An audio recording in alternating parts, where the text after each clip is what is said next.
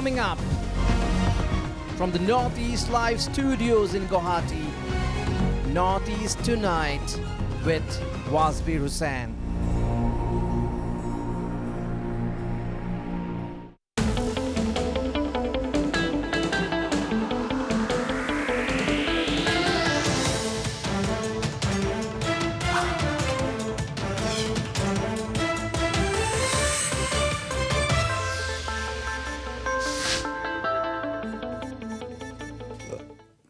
Hello and welcome to Northeast Tonight, the show that decodes the region. As Indian and Chinese troops have begun disengaging in eastern Ladakh after a fierce 9-month-long standoff, the question to ask viewers is whether New Delhi should come out with a clear signal to Beijing not to eye India's northeast or not to indulge in misadventures in this part of our country. The disengagement process has started on the 10th of February, with both armies pulling back in an exercise that would be carried out in a phased manner. The idea is to bring back the troop position to a status quo level as it existed before the standoff began in May-June 2020. On Friday, our Army Chief General M. Naravane said China's expanding footprint in India's neighborhood and Beijing's attempt to unilaterally alter the status quo along our disputed borders has created an environment of mutual distrust and confrontation. Now, has China been able to expand its footprint in our immediate neighborhood because of some flawed approaches or policies on our part? Well, our army chief was quoted as saying that he was concerned at India's delivery deficit on promises made to our neighbors on improving regional connectivity. General Naravane was quoted as citing the example of the Kaladan multi-modal transport project with Myanmar and a trilateral highway that have both seen cost and time overruns. In this backdrop, the army chief talked of a need perhaps to review and renew our focus on the Northeast, vis-a-vis, of course, China. What should this renewed focus be aimed at? To discuss the subject, I am joined from New Delhi by two of India's best-known experts on China affairs, both professors at the Jawaharlal Nehru University, Dr. Swaran Singh and Dr. Srikanth Kondapalli. Also from New Delhi, I am joined by BJP MP in the Lok Sabha, Mr. Tapir Gao, and former MP and currently Congress MLA, Mr. Ninong Ering, two of the most vocal political leaders from Arunachal Pradesh who talk and highlight the Chinese designs towards the Northeast. Gentlemen, welcome to Northeast Tonight.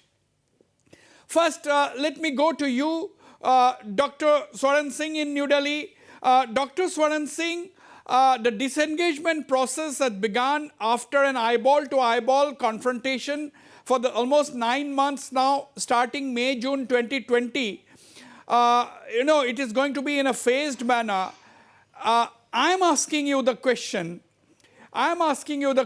whether the disengagement in one part of the country, that is in eastern Ladakh, should give us reasons to be complacent in another far-flung frontier, that is the northeast of India. As we discussed last time on the program, Dr. Swaran Singh, China has constructed a full-fledged village right on the border with Arunachal Pradesh in a land that had illegally occupied since 1959. Dr. Swaran Singh, your opening remarks. Thank you, Basweer. I think there is absolutely no reason when it comes to China to be complacent. So, given the fact that China has shown this unusually assertive attitude in entire periphery, and especially now against India, is a result of the fact that it has built over last few decades more efficient infrastructure on its side of the line of actual control, and that makes mobility in larger numbers with big equipment of the Chinese forces to the frontiers much more efficient. If you noticed how even in the current disengagement which is being operationalized, how quickly they pulled back their main battle tanks.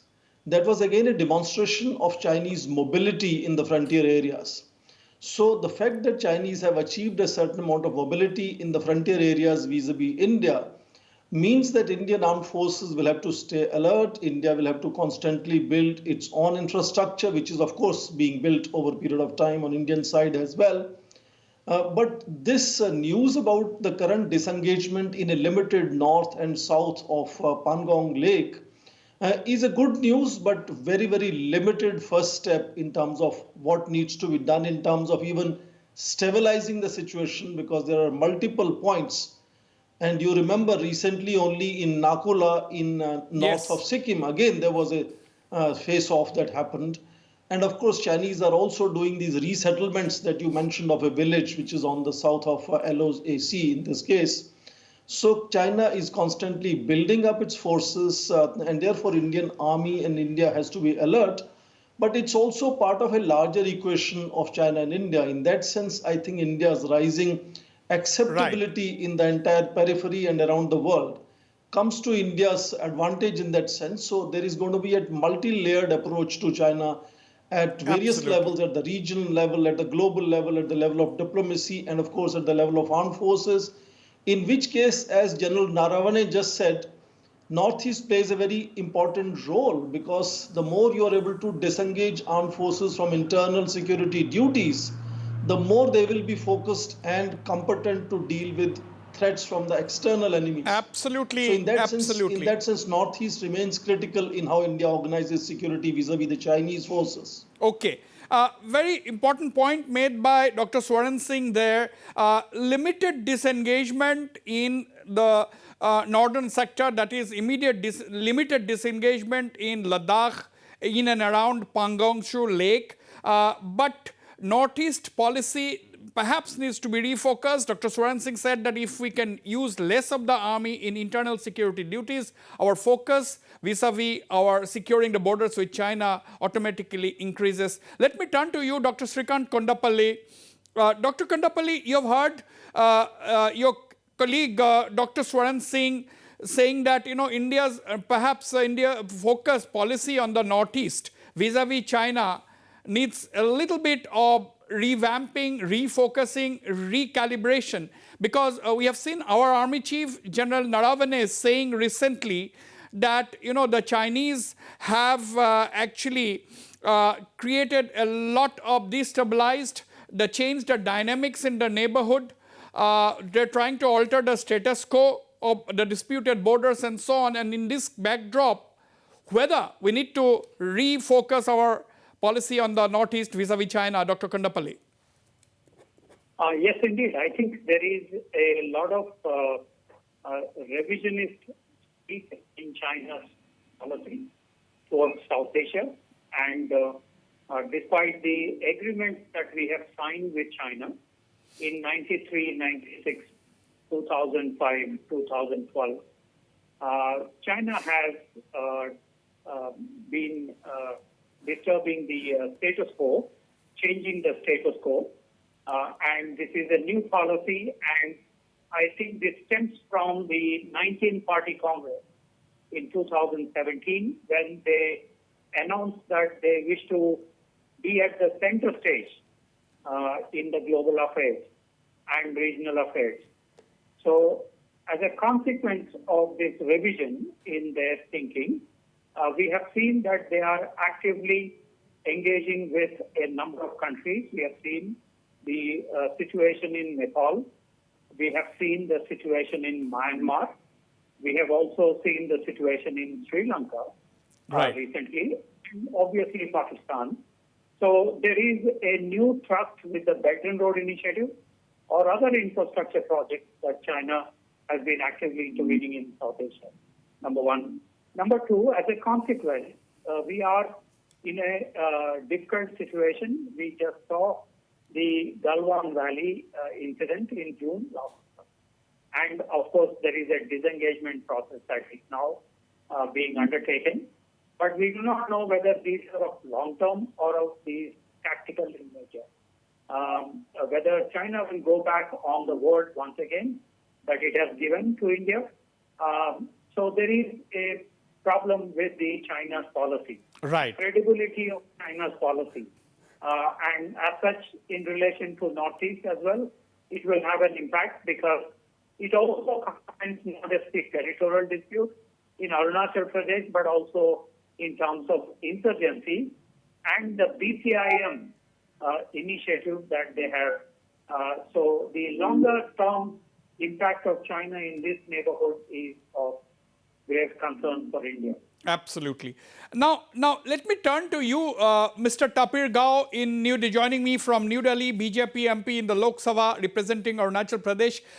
Mr. Tapir Gao, you have heard both the two of the very, very respected experts on China, both professors at JNU, Dr. Swaran Singh and Dr. Srikanth Kondapalli. Now, Dr. Swaran Singh said that the Chinese have some kind of an easy mobility. They can mobilize. The way they withdrew their tanks from the frontier, right, on the border with India, the speed with which they could withdraw indicates the better infrastructure perhaps which they have, obviously, vis-a-vis India, compared to India. And if we talk about the Arunachal Pradesh sector, we have been hearing about infrastructure building for many years now. But as an MP, as someone who is all the time highlighting issues concerning China and all the time, warning and suggesting to the government of India to do things, what is your reaction?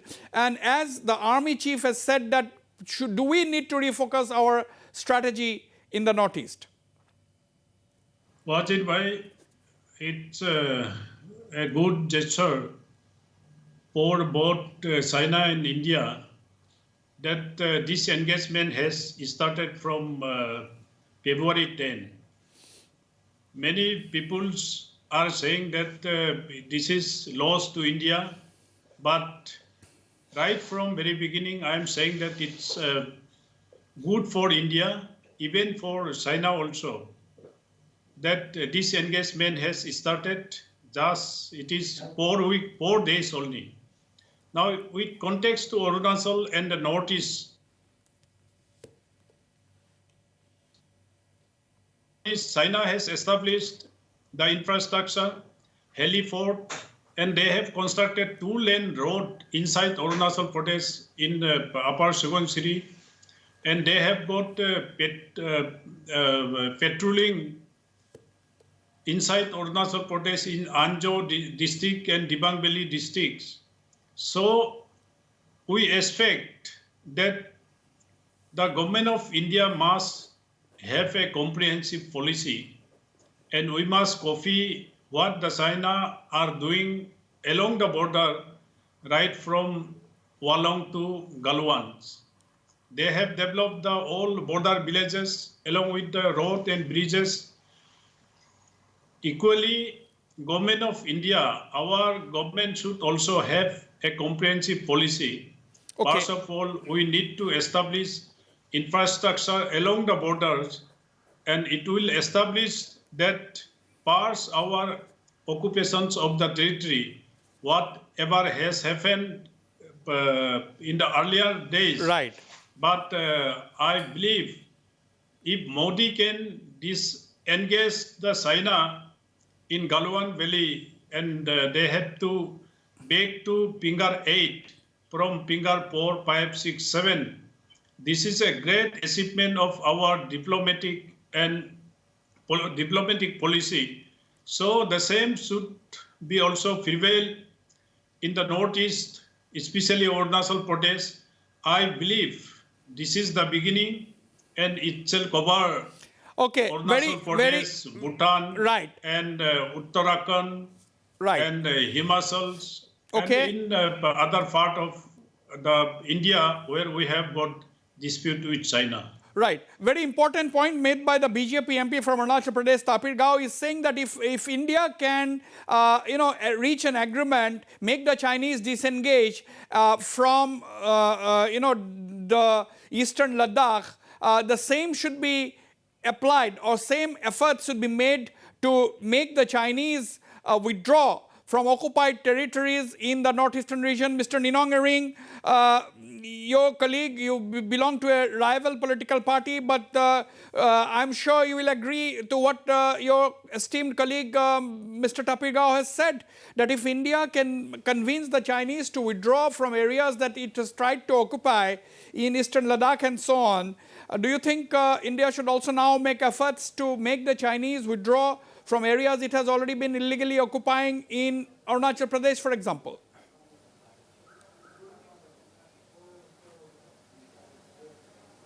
Yes. Jai Hind. Jai Hind. I totally agree with my younger brother, Sri Tapir Gao, the Honorable MP Lok Sabha from the eastern part. Of course, the issue that we are now talking is about the disengagement. I'm sure that the speech of Honorable Defense Minister in the Rajya Sabha that they have started the withdrawals of the troops and the tanks and the disengagement policy is a good beginning. Rajnath Singh, after he said, of course we don't know the statistics, nor did we get an assurance or an report of the External Affairs Minister, but we have to take it for granted that yes, they're doing it, and we have seen it in the news. Of course, we are not on ground zero, but the line of actual control, like I always refer to, is that in the eastern part we have the McMahon line, which had been demarcated by Henry McMahon, and then we had Ivan Chen of the Chinese representative, and Lama Longchen of the independent Tibet government. So this imaginary line which had been drawn was accepted in April that is in 1914. So it was accepted.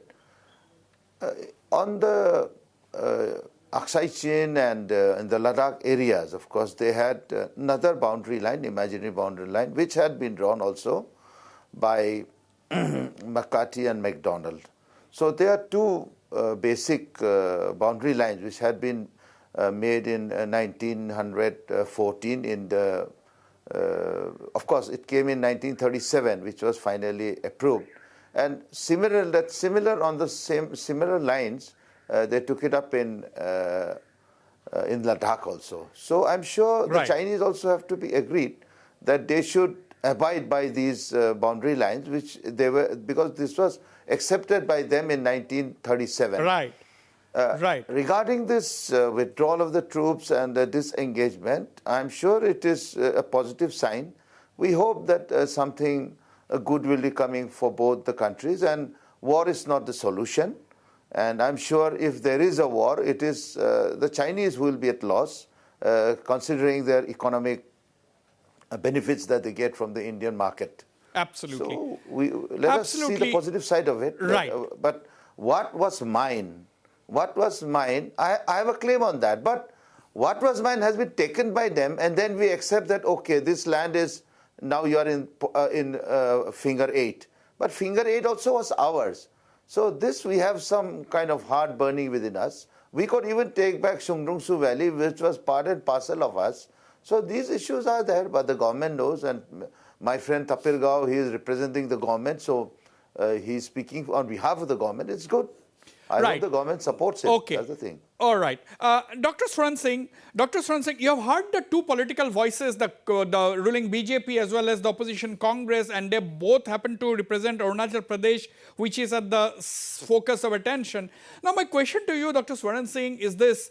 That disengagement has triggered some kind of hopes in places like Arunachal Pradesh that, okay, India has been successfully been able to convince the Chinese to withdraw. The Chinese designs, we are all aware, that they were trying to occupy territory. They're trying to continue with their expansionist campaign, etc. But they did not succeed this time around, and they had to disengage. They had to withdraw. Of course, we are also withdrawing because we were forced to advance, and we are withdrawing. That's a different story. But the Chinese are withdrawing.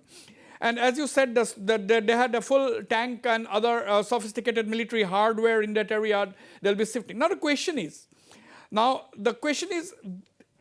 there's hopes in the northeastern region. Is it pragmatic, or is it too much to imagine that they will be leaving from territories which they had occupied since the 50s and 60s and even the Sumdurangchu Valley sometime in 86 and so on.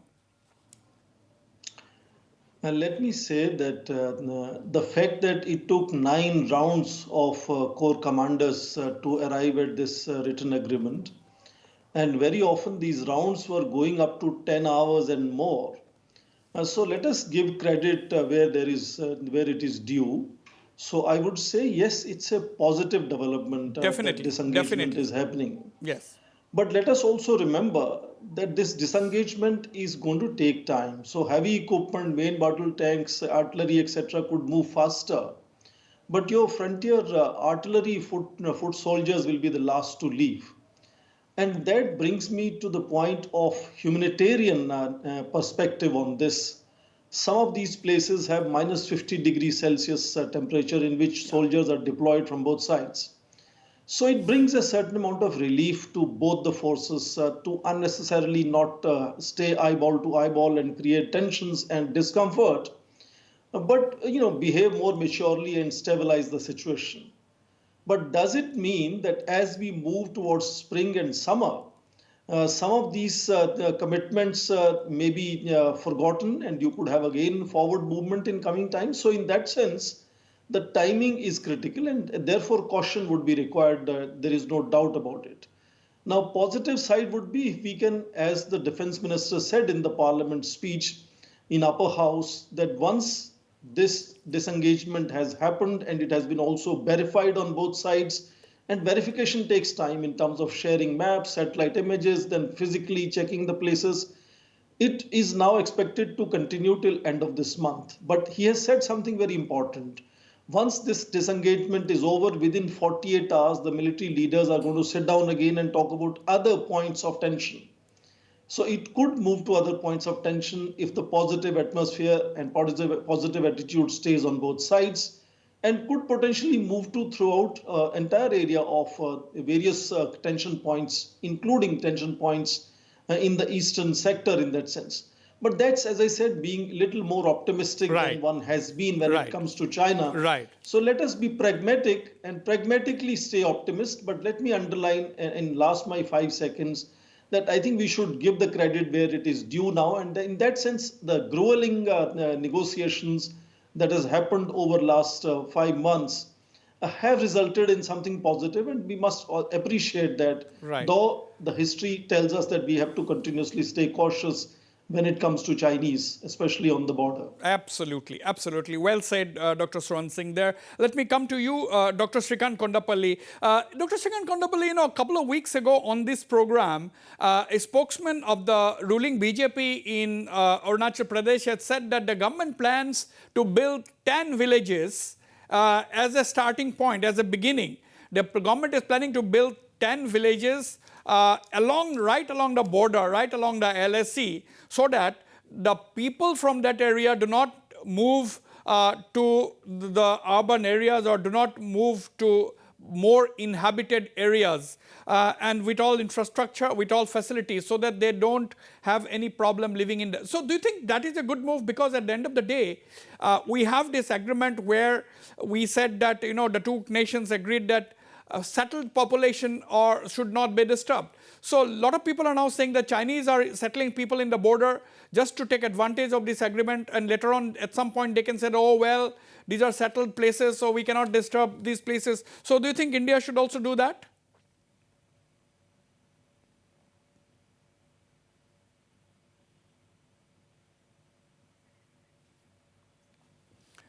Okay, Dr. Srikanth Kondapalli, I think he can't hear me. This same question to you, Mr. Tapir Gao. Your party colleague had said that 10 villages are coming up along the border with China on the Indian side to settle people so that they don't have to move to better places with better infrastructure. Is it a good idea? See, it is too late, but it is a good beginning that our Honorable Chief Minister Pema Khandu has taken this step. Now, I don't want to politicize your Northeast lives, and my elder brother Ninong Ering is also there. Mr. A.K. Antony, he was the defense minister, and he made a statement in the parliament in UP2 that we have not constructed the border road because if anything happened like 62, the enemy will misuse that road against the country. This is what A.K. Antony had made this statement. And during Congress subsequent government in the center, they have not constructed road towards the border. It was a great mistake on our part. But after Modi came to power, when BJP came to power, now we are constructing road, two-lane road to the borders in different parts of Arunachal Pradesh. All right. And we are going to develop the border villages with all facilities so that they do not migrate to the district headquarters and the lower part of the state. This is It important. will help. It will help. It will help the country not only for the benefit of Arunachal's villages, but it will be the border guarding village. Okay, for the Tapir future Gao of the ji. nations. Tapir Gao ji, I'll give time to Ninong Ering ji to respond after this break, but very quickly to you, Dr. Srikanth Kondapalli, India's plan, this was a statement made to us on this program by an Arunachal government spokesman, ruling party spokesman saying that India is constructing 10 villages along the border with China, right along the LOC, so that people do not migrate to the border villages, and so that the Chinese do not alone have settled the people on the border and say that, okay, these are settled populations and that cannot be disturbed. So we should also do the same. So do you think this strategy is going to pay dividends? In the 2005 political parameter, there is one of the political parameters is related to the populated areas not to be disturbed. Flowing from that, actually when Mr. Kiran Rijiju was the Minister of State for Home, he had initiated a $800 million project to repopulate some of the areas where people have gone away from the border regions for educational purposes, for health purposes, or for others. Many of them have left to the nearest towns and cities. So there was an effort in the last NDA government to repopulate those where people have left. So it looks like we have to further strengthen that and revive that project once again, because China has been undertaking a 864 housing complexes or villages closer to the line of actual control. So thereby they wanted to adjust to a kind of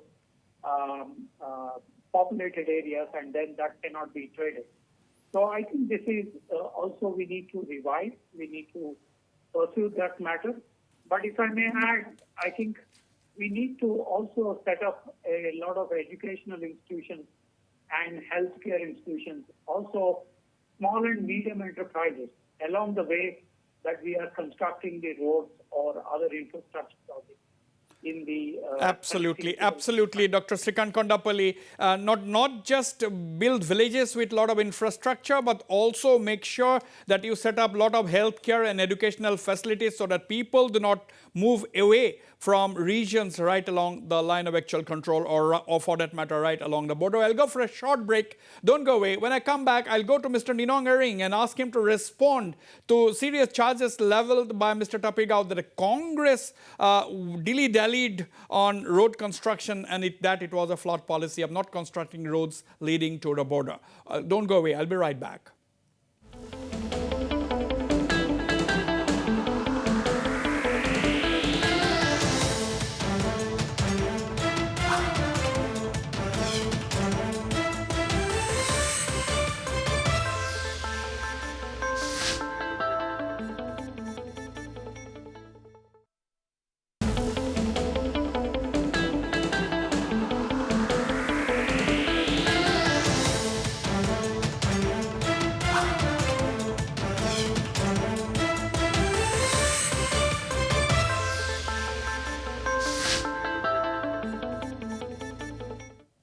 Welcome back. Let me go straight to you, Mr. Ninong Ering. Mr. Ninong Ering, Tapir Gao ji has said that your party, that is the Congress, actually flawed by not constructing the roads to the border, saying that that will be a threat to the defense mechanism.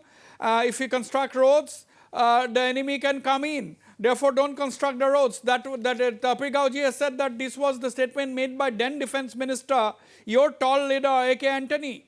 So, what do you have to say? Because, even when construction of the Steelwell Road, a section of people said that, oh, no, we should not construct the Steelwell Road because it can be used by the enemy to come in and, so on and so forth.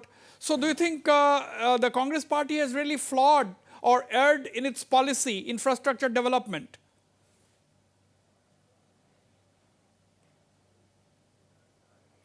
I can only smile on it because he's an honorable MP.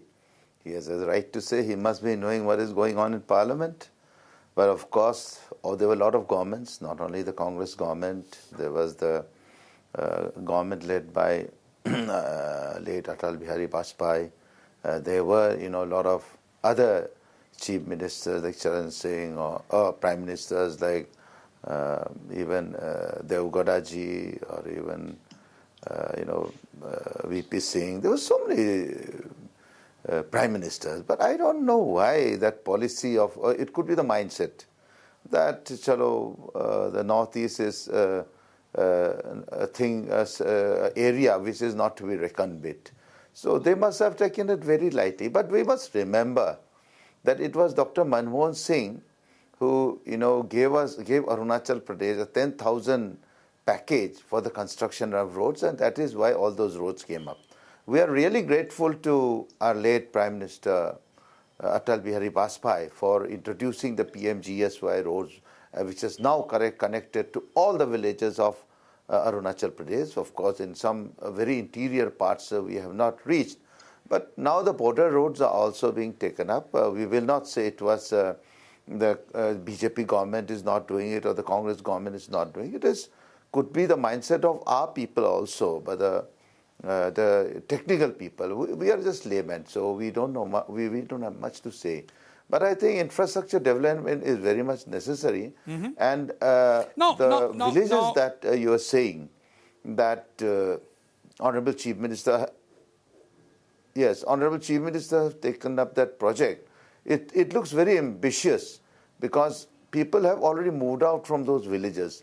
And people tend to, be in the cities, towns, in urban areas. So that difficulty is also there. So we have to really push them like how Li Jinping is doing it. We also have to do that. We have to take a stand that we construct very good roads, we have infrastructure, we have schools, we have health facilities.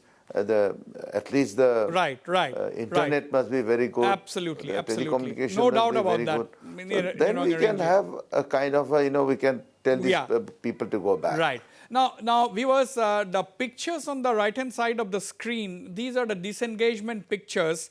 These are made available by the Defense Ministry. These are some of the pictures that we have been showing you. These are the disengagement pictures in eastern Ladakh, in and around the Pangong Cho Lake. Loaded convoys moving to the rear positions. These are Indian defense handouts, pictures, which has been made available to media houses, including Northeast Live. Tapir Gao ji, this is not the time to politicize, of course, but if you have to make 3 important points to your own party government, as far as the northeastern region is concerned, particularly Arunachal Pradesh, what are these 3 demands vis-a-vis change in the policy in the northeastern region is concerned? What are you going to demand? 3 points. Very quickly, I have to go to the other panelists as well.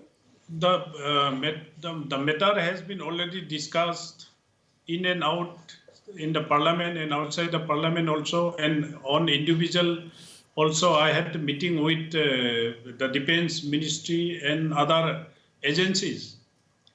First, number 1 is government of India. My government, BJP government, should take up a comprehensive policy, especially for Arunachal Pradesh, to develop the border areas.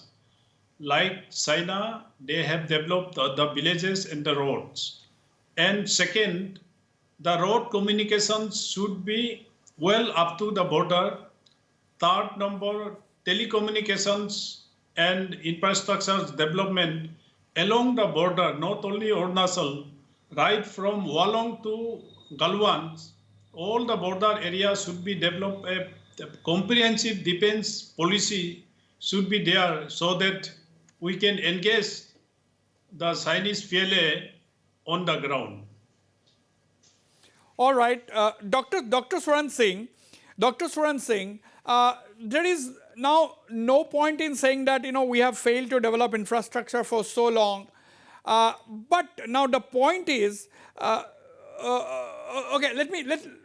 okay, now Dr. Swaran Singh, there is no point in saying that there is our infrastructure in the along the LAC in the northeastern sector is poor, so on and so forth. But the point is, right now, do you think that roads, connectivity, telecommunication, healthcare, do you think this can be a good antidote to the Chinese expansionist design? Do you think somehow we have not been as aggressive as we should have been as far as infrastructure development of villages, providing telecommunication facilities, visiting of our top brass to that area, so on and so forth? Basveer, you opened the discussion today by referring to General Naravane, indicating to how both the multimodal project Kaladan and of course the trilateral expressway have had both cost and time overruns. Yes. So to some extent, I understand that the projects in case of India have had such similar situations throughout. Now, this could be related to the kind of the processes, institutions, and decision-making and implementation that we have. And we are not the only country that delays projects. Most countries delay projects. China, by comparison, looks unusual because they implement infrastructure projects relatively faster. But they are a one-party ruled state. So I think it's a unfair comparison to compare India's speed of delivering projects with China.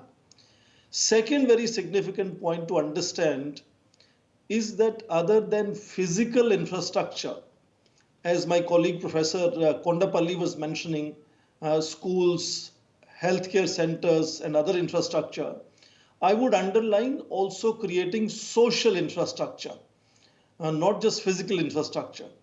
Chinese are good in creating physical infrastructure, but very often there are questions asked as to how strong the social infrastructure they have, how ready and how motivated even their armed forces on the border are. You have heard that in Galwan Valley incident, India was saying that definitely between 40 to 45 soldiers of PLA had lost lives. Recently, the Russian official news agency TASS has confirmed that figure of 43 soldiers during Galwan having lost life. Chinese have not, of course, given any number. So I think similar deaths have happened on other occasions also. And Chinese are aware of the morale of Indian forces. And I think similarly, the morale and efficiency and skills of population on frontier areas is something which is our social infrastructure that we need to build, which should include education, healthcare, information technology, and maximizing potential of our constituencies, making people representatives of the region much more visible, vocal, and engaged. Absolutely. And that is what General Naravane also said. General Naravane did underline that the lesson here lies in having more efficient integration of Northeast with the mainland India. And therefore, the confidence which is mutual will perhaps help us address the unrest that sometimes one sees in Northeast in that sense. Right. So faster integration of the region, faster social development of the region. I think these are areas which we need to really focus on, which is uniquely India, quintessential India. And that is our way of doing things. And I think we should look at India's dealing with the China challenge from that perspective, and not simply comparing what we are doing and what Chinese are doing. Chinese are doing very different things than what we are doing. Are Absolutely. we able to redress the China challenge? I think we need to do it very Indian way in that sense. Dr. Kondapalli, I always say, that year 2021 is not 1962.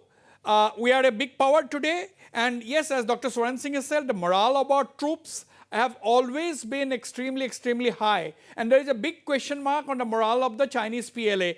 We all think that these are the Chinese PLA. They have all the military hardware at their command. They have fantastic, infrastructure. They can access our borders damn quickly, and so on and so forth.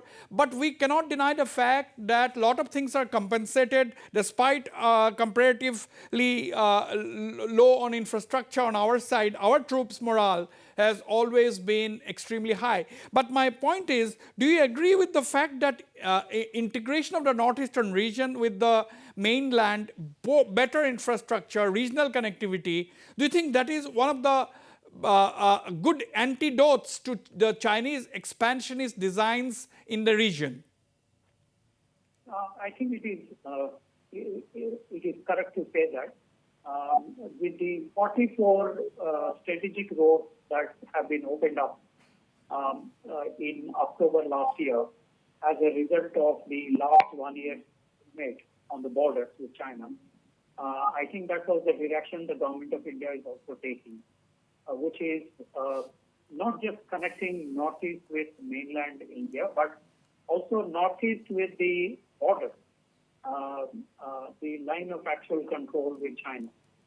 So connectivity, seamless connectivity at all levels.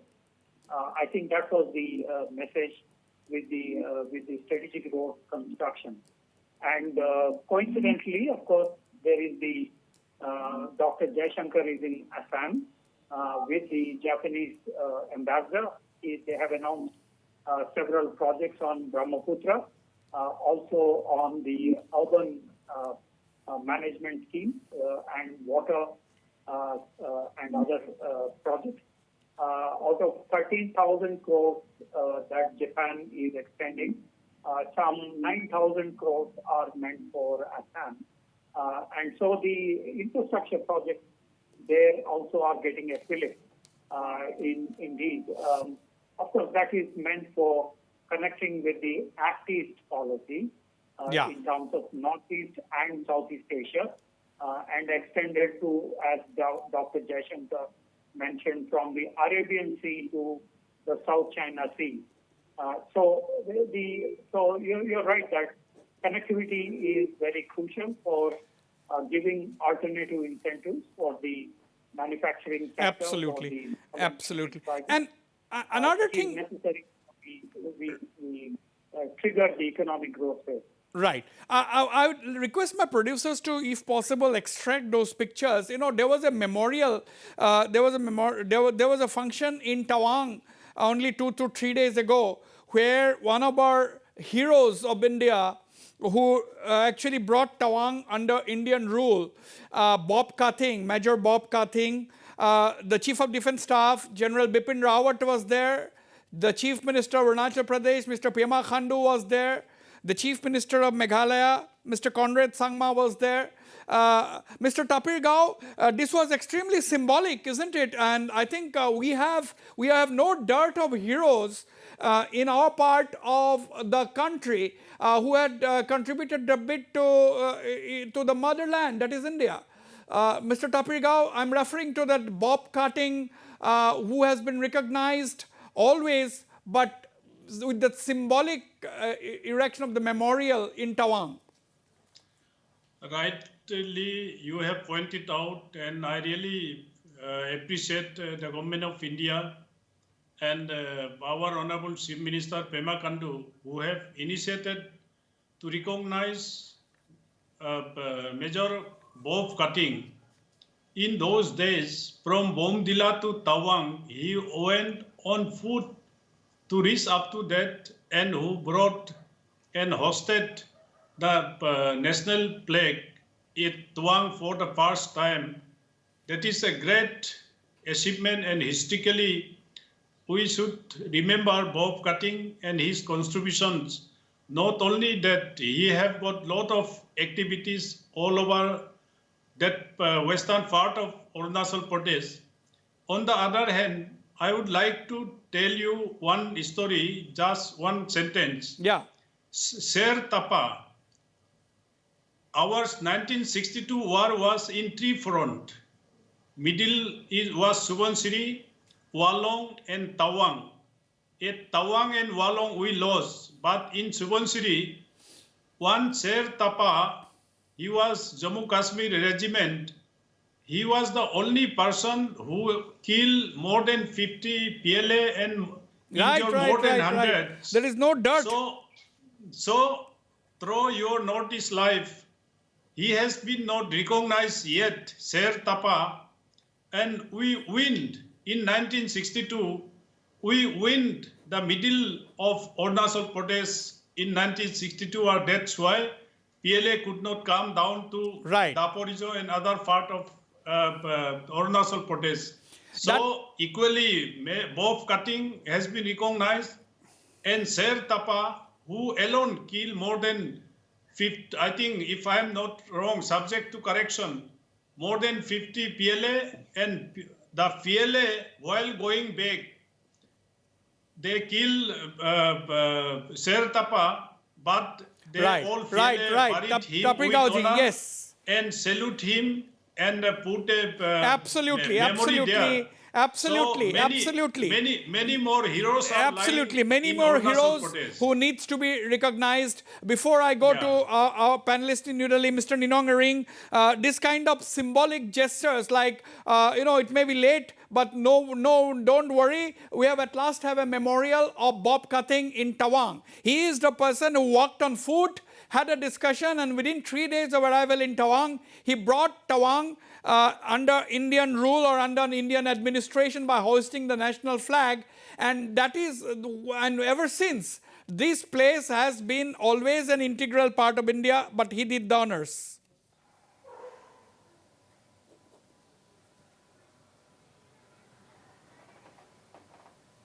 Ninong Ering.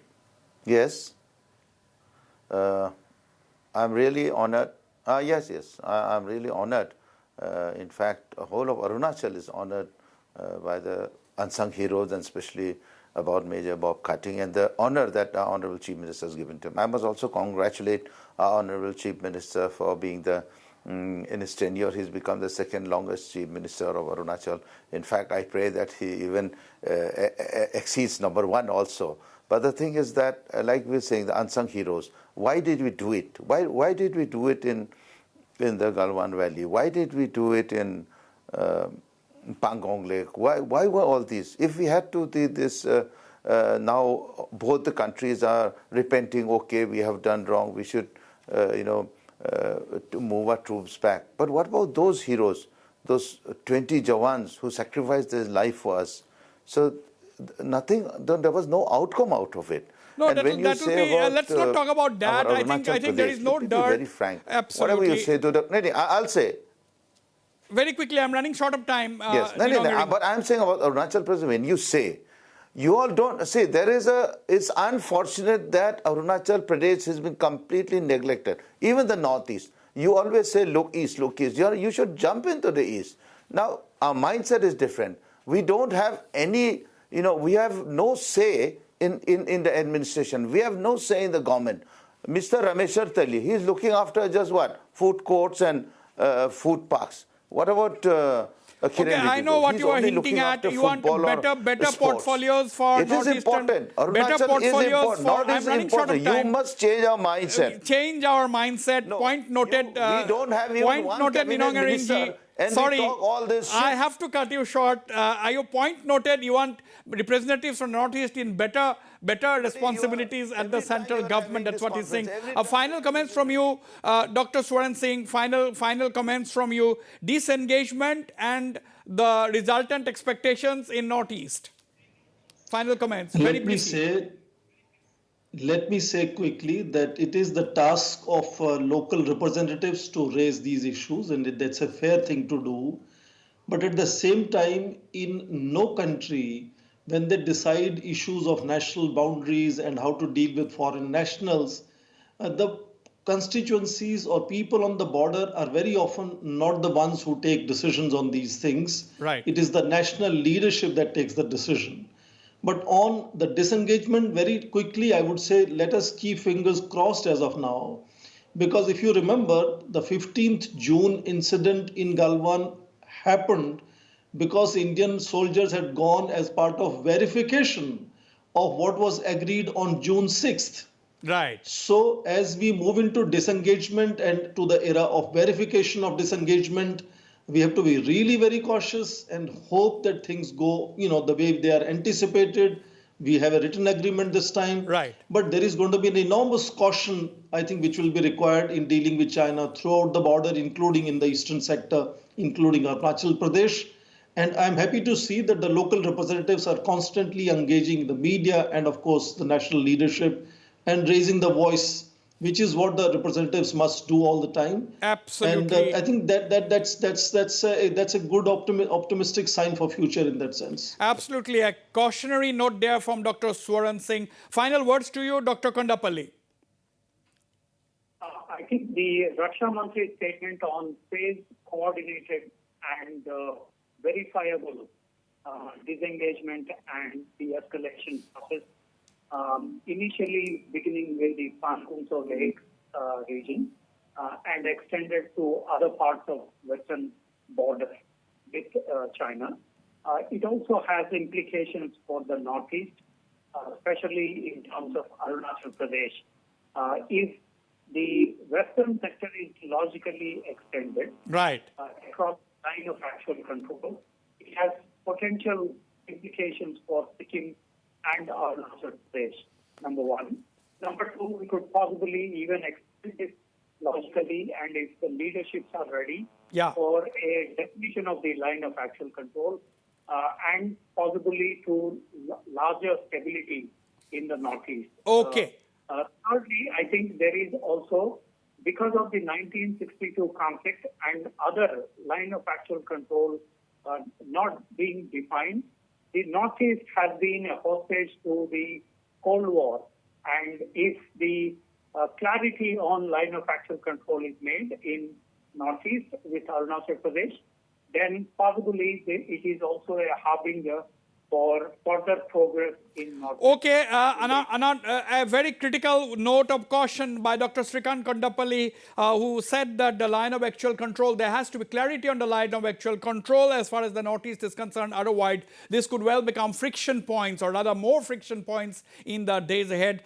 In fact, this is not the last we are hearing on the affairs along the LAC. We hope the disengagement process proceeds as expected, and we don't want any further confrontation. I'm run out completely short of time. I must apologize to Tapir Gao ji, who wanted to make a comment. I'd like to thank all my panelists for being on the program and the viewers for watching the show. Good night and goodbye.